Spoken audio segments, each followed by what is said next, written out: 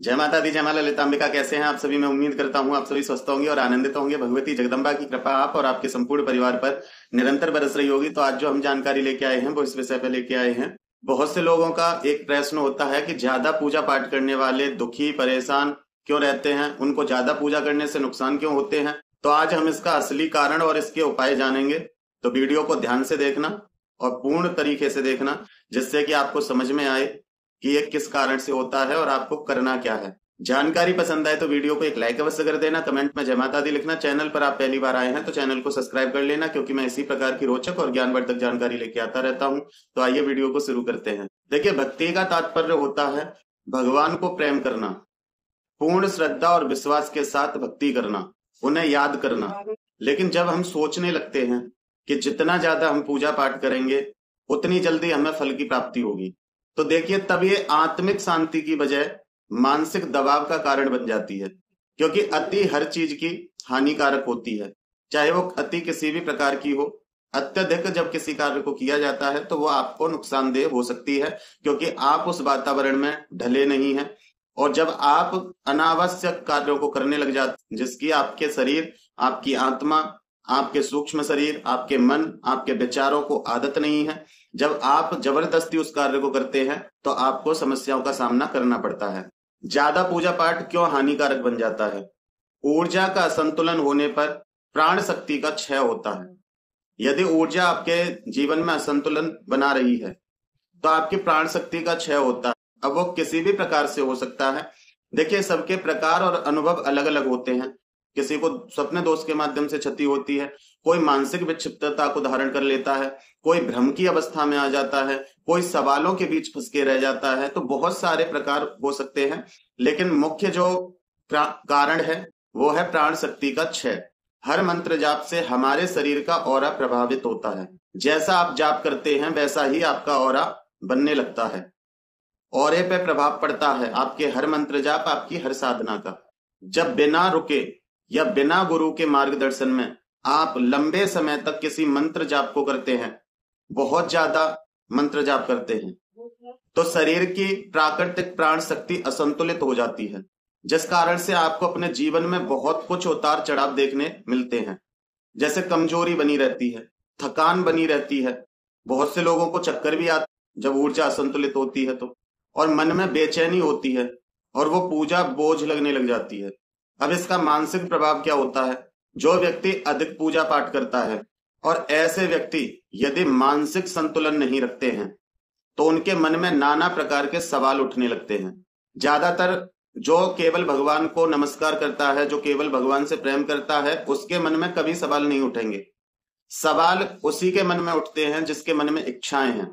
जिसके मन में कोई इच्छाएं नहीं, उसके मन में सवाल नहीं उठते, और उसके मन में यह भी नहीं रहता कि मुझे इतना करना चाहिए या मुझे उतना करना चाहिए। वो अपने भाव के अनुसार करता है। उसका भाव है 5 मिनट भक्ति करने का, वो 5 मिनट करेगा। उसका भाव है कि पूरा दिन करना है तो पूरे दिन करेगा। लेकिन वो किसी नियमों में नहीं बंधता है, वो किसी विधि विधान के चक्कर में नहीं फंसता है, जिस कारण से वो संतुलित रहता है। क्योंकि भगवान आपके प्रेम से प्रसन्न होते हैं, आपकी विधियों से नहीं। क्योंकि कहा जाता है भावग्राही जनार्दना, भगवान भाव के भूखे हैं। मन में बहुत सारे सवाल उठते हैं जो अत्यधिक पूजा पाठ करते हैं कि भगवान हमारी सुन क्यों नहीं रहा है, हम इतनी पूजा करते हैं तो हमारे साथ ऐसा क्यों हो रहा है। और भी नाना प्रकार के जो जीवन में समस्याएं चलती हैं, उनसे रिलेटेड भी भगवान को लेकर सवाल उठ जाते हैं। तो ये आपकी भक्ति को नकारात्मकता की ओर ले जाता है, संदेह और शंका की ओर लेके जाता है, जिसके कारण आपको जैसा आप विचार करते हैं, क्योंकि आप जब मंत्र जाप या कोई साधना कर रहे हैं तो उससे एक ऊर्जा प्रकट हो रही है, और उस ऊर्जा का कार्य है कि जो आपकी मनोस्थिति है उस अनुसार उसका व्यवहार करना। तो आपने ऊर्जा को तो प्रकट कर लिया, लेकिन आपके मन में यदि संदेह है, शंका है या किसी भी प्रकार के नकारात्मक विचार हैं, तो वो ऊर्जा उसी को सत्य करने में लगती है और आपको उस पूजा, उस मंत्र जाप का फल विपरीत दिखाई देने लगता है।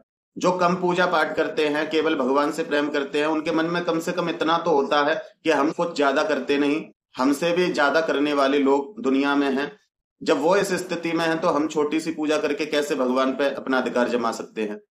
तो उनके मन में कोई भगवान को लेकर सवाल नहीं होता और वो प्रसन्न चित्त होते हैं। यदि वो केवल भगवान को प्रणाम भी कर लेते हैं तो उन्हें लगता है कि बस हो गया, तो वो बस उससे ही प्रसन्न चित्त रहते हैं। लेकिन जो ज्यादा पूजा पाठ करते हैं बिना मार्गदर्शन के, तो उनके मन में बहुत सारे सवाल उठते हैं भगवान के प्रति। और जो उनके आसपास का जो वातावरण है, जो लोग हैं, उनके साथ भी यदि उनकी कोई कहा सुनी हो जाती है या कोई उनके व्यवहार उनको अच्छे नहीं लगते, तो सबसे पहले वो अपने इष्ट पर उंगली उठाने के लिए चल देते हैं। और यही संदेह और शंका उनको सपने में उनको प्रेत जैसे स्वरूप दिखाई देने का कारण होता है। अजीब अजीब दृश्य दिखने लगते हैं, क्योंकि उनके जो विचार शक्ति है, उस विचार शक्ति पे वो ऊर्जा कार्य कर रही है। और जैसे जैसे विचार आते हैं उसी प्रकार से वो ऊर्जा आपके सामने प्रत्यक्ष होती रहती है।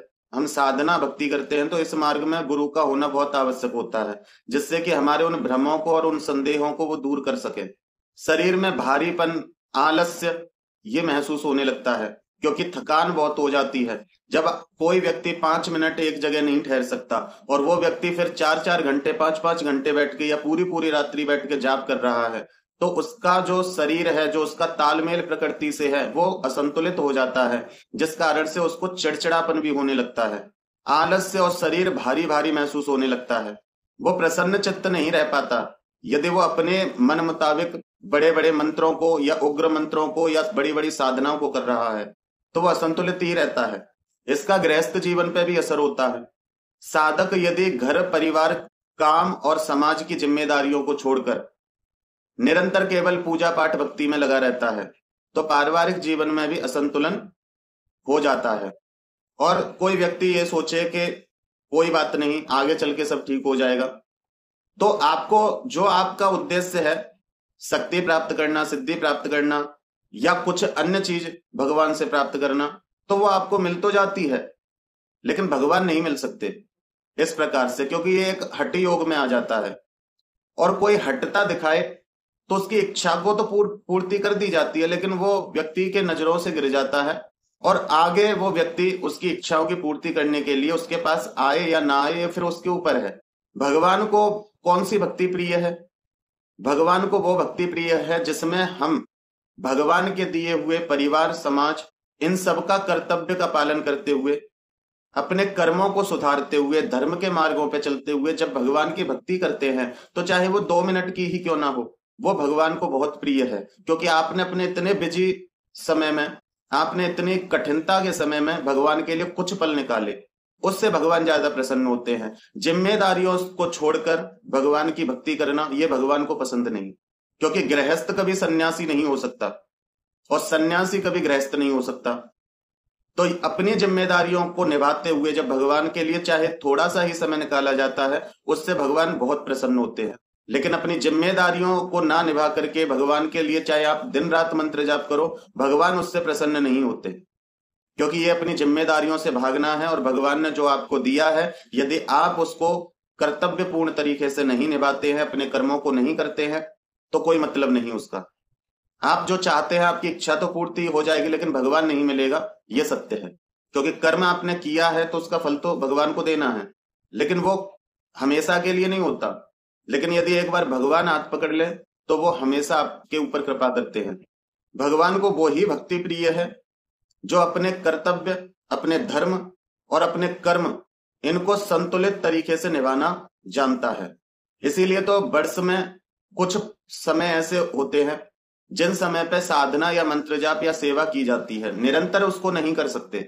क्योंकि नियमों में बंधकर ना तो भगवान रह सकते हैं ना आप रह सकते हो, कोई ना कोई नियम भंग जरूर होगा। इसीलिए साधना भी 11-21 इस प्रकार से की जाती है, 11-21 दिनों की, 9 दिन की, क्योंकि इतना समय व्यक्ति निकाल पाता है। लेकिन निरंतर साधनाओं को करना व्यक्ति नहीं पूर्ण कर पाएगा, नियम भंग होते हैं, जिस कारण से जो किया है वो भी निष्क्रिय हो जाता है।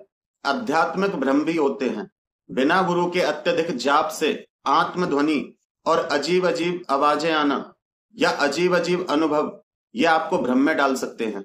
ये कई बार मन में भ्रम पैदा कर देते हैं, यदि आपको कोई समझाने वाला नहीं है या उस मार्ग पर चलने वाला नहीं है, क्योंकि आप इस मार्ग के बारे में नहीं जानते। असंख्य शक्तियां हैं और भगवान की माया है, वो किसी भी प्रकार से आपके सामने आ सकती है।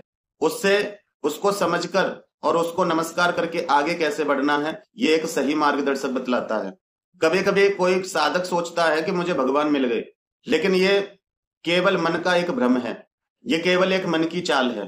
भंडासुर को अभिमान था कि मैंने कई ब्रह्मांडों को अपने अधिकार में कर लिया है, और इसी अभिमान के कारण उसने इतना बड़ा कदम उठाया। लेकिन जब माता बाल त्रिपुर सुंदरी युद्ध में उतरी तो उन्होंने अपना मुख खोल के संपूर्ण ब्रह्मांड का दर्शन कराया और बताया कि जो तुम सोच रहे हो वो केवल एक भ्रम है, क्योंकि ब्रह्मांडों की स्वामिनी मैं हूं, और वो ब्रह्मांड जिनके तुम अधिपति अपने मन से बन बैठे हो वो भी मेरे ही अंदर हैं और वो मेरी ही रक्षा में हैं। तो मैं केवल एक भ्रम हुआ है कि उन ब्रह्मांडों के स्वामी तुम हो। तो इसलिए कभी कभी लोगों के मन में भ्रम पैदा हो जाते हैं, थोड़ा सा कोई अनुभव हो जाता है तो लोग समझते हैं कि हमने भगवान को पा लिया। बहुत से लोग कहते हैं कि वो भगवान हमारे हिसाब से काम करता है, एक भोग पे ये कर देता है, एक भोग पे वो कर देता है। वो संपूर्ण भगवान नहीं है, उसकी कोई एक छोटी सी ऊर्जा हो सकती है, क्योंकि संपूर्ण भगवान जो है, पूर्ण परमात्मा जो है, वो केवल भाव से बनता है, वो किसी विधि या नियम में नहीं बन सकता। लेकिन प्रेम में वो उस व्यक्ति के भी बन सकता है जो बिल्कुल अज्ञानी है। तो ये केवल एक मन की चाल होती है। अत्यधिक पूजा हमारे जीवन में नकारात्मक असर क्या डालती है? तो देखिए, कुछ मंत्र या कुछ साधनाएं ऐसी होती हैं, जैसे मां काली की साधना, भैरव जी की साधना, या इनके मंत्र, और भी बहुत सारे ऐसे स्वरूप हैं जिनके उग्र मंत्र होते हैं या उग्र साधनाएं होती हैं। और जब इनकी बिना किसी मार्गदर्शन में अति कर दी जाए, अत्यधिक मंत्र जाप, अत्यधिक साधनाएं कर दी जाए, और वो साधक मन, विचार, कर्म और शरीर से शुद्ध नहीं है, वो अशुद्ध है। केवल शरीर को साफ कर लेना इतना काफी नहीं है, क्योंकि जब हम अध्यात्म में चलते हैं तो हमारा मन, वाणी, कर्म और स्थूल सूक्ष्म सब कुछ पवित्र होना चाहिए, तभी हम उस ऊर्जा को महसूस कर सकते हैं और सहन कर सकते हैं। जब कोई शुद्धि का ध्यान ना रखते हुए ऐसी मंत्र जापों को करता है, निरंतर करता है और अति कर देता है, तो कभी कभी उसको दुष्परिणाम देखने को भी मिलता है। क्योंकि रक्त बीज कौन है? रक्त बीज हमारी इच्छाएं हैं। जैसे रक्त बीज की एक बूंद पृथ्वी पर गिरती थी तो और रक्त बीज पैदा होते थे, उसी प्रकार जब हमारी एक इच्छा पूरी होती है तो दूसरी इच्छा प्रकट हो जाती है, दूसरी पूरी होती है, तीसरी इच्छा प्रकट हो जाती है। इसीलिए मां काली ने रक्त बीज के सारे रक्त को पिया। उसी प्रकार से जब हम भगवान की शरण लेने लगते हैं तो भगवान हमारी इच्छाओं का दमन करते हैं। हमारी जब कोई इच्छा ही नहीं शेष रहती तब भगवान मिलते हैं। जब तक हमारे जीवन में इच्छाएं हैं, भगवान नहीं मिल सकते। व्यक्ति प्रेत बनता है, यदि मरते समय उसके मन में कोई भी अंतिम इच्छा रह गई तो वही इच्छा उसके कर्म बंधनों में बंध जाती है, और उसी कारण से उसका बार बार पुनरपि जन्मम पुनरपि मरणम, बार बार जन्म होता है, बार बार वो मरता है। लेकिन अंत समय में अगर इच्छा यह रही कि हमें अपने इष्ट के चरणों की प्राप्ति चाहिए, तो वही उसकी इच्छा उसको उसके इष्ट तक पहुंचा देती है। अपने कर्मों को शुद्ध रखो, अपनी वाणी को शुद्ध रखो, अपने शरीर को स्वच्छ रखो, शुद्ध रखो, और अपनी आत्मा को शुद्ध रखो। तो आप 1 मिनट भी पूजा मत करो, फिर भी आप भगवान के ही सानिध्य में हैं, क्योंकि आपके अंदर ना कोई इच्छा है, ना कोई वासना है, ना कोई विचार है। और जब आप इस अवस्था में हैं तो आप स्वयं भगवान हैं, क्योंकि हर व्यक्ति, हर आत्मा परमात्मा का अंश है, और परमात्मा में और उस आत्मा में कोई भेद नहीं। भेद केवल इतना है, गीता में भगवान कृष्ण ने कहा कि हे अर्जुन, तुम्हारे और मेरे अंदर कोई अंतर नहीं है। तुम्हारे और मेरे कई बार जन्म हो चुके हैं, लेकिन अंतर यह है कि मुझे सब कुछ याद है और तुम सब कुछ भूल गए। बस इतना सा अंतर है आत्मा और परमात्मा में। आत्मा भूल जाती है शरीर धारण करने के बाद, लेकिन जब वो एक बात ये समझ ले कि मैं शरीर नहीं आत्मा हूं और आत्मा ही तो परमात्मा है, तो फिर भगवान और उसमें कोई अंतर नहीं है। तो इन चीजों की अशुद्धि आपके ऊपर उल्टा प्रभाव डाल देती है। बहुत से लोगों को कहते सुना होगा कि हम इतनी पूजा करते हैं, इतनी पाठ करते हैं, इतने मंत्र करते हैं, ये करते हैं, वो करते हैं, लेकिन फिर भी हमारे साथ उल्टा प्रभाव देखने को मिल रहा है। तो वो यही कारण है। अभी 1-2 दिन पहले ही कमेंट आया था मां काली के संकेत वाली वीडियो पे कि ये सब जो तुमने वीडियो में बताया ये सब मेरे साथ कब होने लगेगा। तो ये प्रश्न कोई तथ्य का था नहीं, तो मैंने उत्तर भी नहीं दिया। जिस दिन अपनी बाणी, आत्मा, अपने कर्मों को शुद्ध कर लोगे और भगवान से प्रेम करने लग जाओगे, उसी दिन सारे संकेत मिल जाएंगे आपको। ऐसे विचार व्यक्तियों में असंतुलन पैदा करते हैं, भारीपन, डर, अनावश्यक गुस्से से भर देते हैं। ऐसे लोगों को, जो ज्यादा इस प्रकार की क्रियाओं को करते हैं, उन लोगों को आप देखना एक अपनी ही घमंड में रहते हैं, जबकि केवल वो भ्रम में जी रहे हैं, सत्य नहीं है। आप उनको कुछ कहो कि ये करके दिखा दो, नहीं कर पाएंगे वो, देखिए, यहाँ मैं तंत्र की और उनकी बात नहीं कर रहा हूँ, वो एक क्रिया है, वो एक गुरु के माध्यम से लोग सीखते हैं और वो क्रिया कार्य करती हैं। मैं यहाँ बात उनकी कर रहा हूं जो बिना किसी मार्गदर्शन में खुद से बहुत ज्यादा पूजा करके एक भ्रम पाल लेते हैं। मैं उनकी बात कर रहा हूं। आप भक्ति करके भ्रम नहीं, सच्चाई पाल सकते हैं। केवल आप उनसे प्रेम करने लग जाओ और आप मन में एक बात रखो, भगवान मेरे साथ है, तो ये सत्य है, क्योंकि वो भाव से चलता है। विधियों से आप उसको तब पा सकते सब जब आप सही मार्गदर्शन में हैं, कोई सही गुरु हैं, तो आप विधियों से भी उसे पा सकते हैं, लेकिन वो क्षणिक है, ये भी समझ लीजिए। इसीलिए बहुत से लोग कहते हैं कि पहले हमें अनुभव होते थे अब नहीं होते हैं, पहले हमें ऐसा लगता था अब नहीं होता, तो वो क्षणिक होता है। साधनाओं से, मंत्रों से वो क्षणिक होता है, लेकिन प्रेम से हमेशा के लिए होता है। देखिए, सही पूजा पाठ का तरीका क्या है, सबके अपने अपने विचार हो सकते हैं, मैं अपने विचार किसी पर थोप नहीं रहा हूं, लेकिन जो आज तक मैंने समझा वो मैं आपको बता रहा हूं। देखिए, भक्ति में भाव प्रधान है, संख्या नहीं। यदि कोई व्यक्ति कहे कि हम इतनी मालाएं जाप करेंगे तो भगवान हमें मिल जाएगा, नहीं मिल सकता ऐसे। भाव से मिल जाएगा। भाव से आप सोच लो कि भगवान मेरे सामने है, आप उनसे अपने हृदय की बात करो तो वो मिल जाएगा। जो पहले के भक्त हैं, किसी भक्त के चरित्र को उठा के देखना, भगवान ने उनके प्रेम के और भाव के ही कारण उनके ऊपर कृपा की। लेकिन किसी ऐसे व्यक्ति के चरित्र को उठा के देखना जिसने बहुत साधना की, बहुत तप किया, उसे वरदान तो मिल गए लेकिन भगवान नहीं मिले, और गलतियों पर उनको दंड भी मिला। तो संख्या नहीं, भाव आवश्यक है। आपका भाव पूर्ण है तो चाहे आपने एक बार ही नाम लिया, वो करोड़ों बार, सहस्त्र बार नाम लेने से भी बड़ा है। नियमित करो, चाहे 2 मिनट ही करो, पर नियम से करो, रोज करो। आज मन है भगवान के लिए कुछ बना के खिलाने का, खिलाओ। आज मन है उनका श्रृंगार करने का, श्रृंगार करो। आज मन है उनसे केवल बात करने का, तो बात करो। आज मन है केवल उनके लिए मंत्र जाप करने का, तो मंत्र जाप करो। आज मन है उनको कुछ सुनाने का, तो भजन सुनाओ, कीर्तन करो, लेकिन नियम में मत बांधो। और जब आप ऐसा करने लगते हैं तो धीरे धीरे जो भगवान को आपसे सुनना होता है वो प्रेरणा आपके हृदय में प्रकट कर देते हैं, और वो पूजा सबसे बढ़िया है, सबसे अच्छी है। यदि आप चाहते हैं कि नहीं, इस प्रकार से हम नहीं कर पाएंगे, हमें तो दूसरे ही मार्ग से चलना अच्छा लगता है, हमें तो साधना करना अच्छा लगता है, हमें तो मंत्र जाप करना अच्छा लगता है, हमें तो तप करना अच्छा लगता है, तो उसके लिए फिर आप गुरु धारण कीजिए, जिससे कि इन अध्यात्म मार्ग में जो भी रुकावटें आए उनको आपके गुरु क्लियर करते जाएं और आपको हाथ पकड़ के आगे बढ़ाते जाएं। और नहीं तो सबके लिए सबसे अच्छा है प्रेम करो भगवान से, और प्रेम करके आप एक साधना करके देख लेना, आपको भगवान से भी उतना ही प्रेम मिलेगा। पूजा के बाद भगवान का ध्यान जरूर करो, और ध्यान करने के बाद भगवान का धन्यवाद करो, प्रतिदिन धन्यवाद करो, क्योंकि जो भी है भगवान का दिया हुआ है। मन को प्रसन्न चित्त रखो, प्रसन्नता से भर के भगवान के सामने बैठो, मुस्कुराते हुए बैठो। बोझ मत समझो पूजा को, पूजा को बोझ मत बनाओ, क्योंकि ये आनंद का मार्ग है। इसमें आके व्यक्ति को मानसिक शांति मिलती है, आत्मिक शांति मिलती है, भगवान का प्रेम मिलता है। तो आपकी कोई विशेष इच्छा नहीं है, केवल आपकी इच्छा यह है कि सब ठीक रहे, भगवान का प्रेम मिलता रहे, हम भगवान से प्रेम करते रहे, हमारी भक्ति निरंतर चलती रहे, किसी भी प्रकार का नियम ना आए, कोई प्रकार का बंधन ना आए। तो आप प्रेम की भक्ति करो, नियमों में मत बंधो, पूजा को बोझ मत बनाओ, आनंद से और प्रेम से भक्ति करो, तो ये आपकी सर्वश्रेष्ठ है।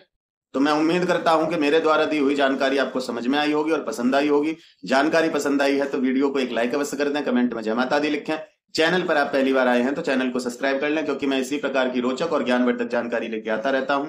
फिर मिलते हैं एक अगली वीडियो में एक नई जानकारी के साथ। तब तक अपना और अपने परिवार का ध्यान रखें, भगवान की भक्ति करें, निरंतर भक्ति पथ पर आगे बढ़ते रहें। जय माता दी, जय मां ललितांबिका।